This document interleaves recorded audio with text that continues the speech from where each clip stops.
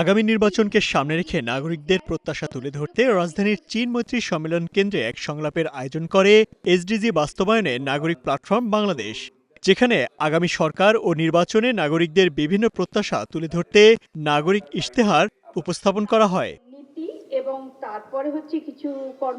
সংলাপে রাষ্ট্র সংস্কার, বিচার, নির্বাচন ও নাগরিক অধিকার নিয়ে আলোচনা গুরুত্ব পায়। নির্বাচনকে সামনে রেখে নির্বাচনী ইশতেহারে সাধারণ জনগণের প্রত্যাশা পূরণ হবে কিনা তা নিয়ে সংশয় প্রকাশ করেন সিপিডির সম্মাননীয় ফেলো দেবপ্রিয় ভট্টাচার্য। পাশাপাশি দেশের সংকট উত্তরণে সুষ্ঠু নির্বাচন সবথেকে বেশি প্রয়োজন বলেও মন্তব্য করেন তিনি। নির্বাচন কি সুষ্ঠু হবে, কিন্তু তার চেয়েও বড় প্রশ্ন এসেছে, নির্বাচন সুষ্ঠু হলেও যে কোনো মাপকাঠিতে তা কি অর্থবহ হবে?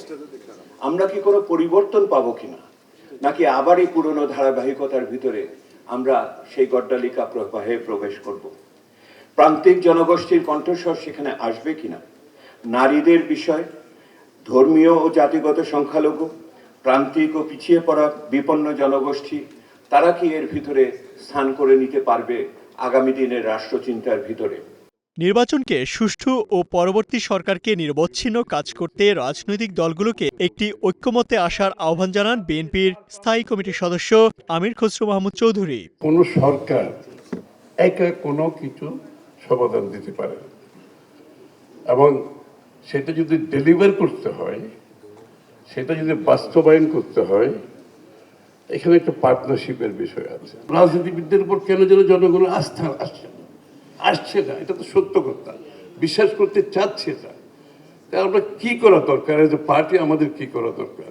রাজনীতিবিদদের উপর আস্থা সৃষ্টি করার দায়িত্ব হচ্ছে রাজনীতিবিদদের, এটা তার কেউ করতে পারবে না। এ সময় বক্তারা বলেন, কোনো সরকার একা কোনো কিছুর সমাধান দিতে পারে না, তাই জাতীয় স্বার্থে সবাইকে একসাথে কাজ করার আহ্বান আসে রাজনৈতিক দলগুলোর পক্ষ থেকে। আমাদের যে বিদ্যমান ব্যবস্থা আছে সেখানে কিন্তু গণতান্ত্রিক জবাবদিহিতার কাঠামোটা খুব দুর্বল।